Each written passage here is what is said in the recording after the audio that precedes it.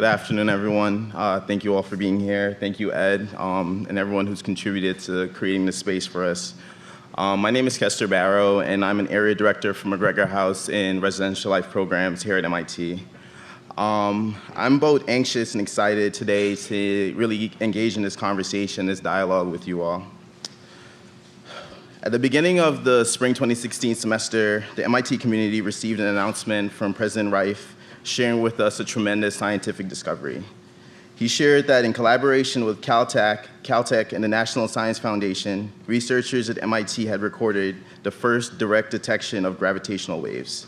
He stated, "I do not typically write to you to celebrate individual research achievements, no matter how impressive.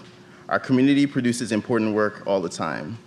But I urge you to reflect on today's announcement because it demonstrates on a grand scale why and how human beings pursue deep scientific questions and why it matters."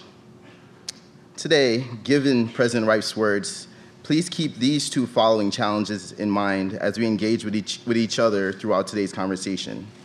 I challenge you to pursue deep social questions. I challenge you to define for yourself, why does understanding these social issues matter? Race and other socially constructed identities aren't real. They're tools created by the oppressors to maintain the social norms at the expense of the oppressed. However, race is a lived experience for us all that's been part of the fabric of the USA since the founding of this nation. We cannot negate the harm and the pain that we've all experienced as a result of this oppressive system. If we truly seek to achieve change and growth, we must embrace the challenge of acknowledging our history and seeking change. By embracing these challenges, we accept the shame. We will be tempted to shy away from the shame. Some of us will retreat inwards and attack ourselves based upon that shame. Others will project their shame outwards and attack others. However, please keep this in mind. As a man, it is my responsibility to process my shame around gender if I truly seek gender equity.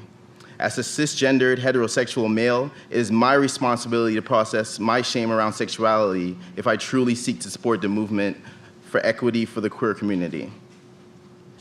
Members of our community are already gathering in groups to support each other in the processing of shared identities and the emotions that stem from those conversations.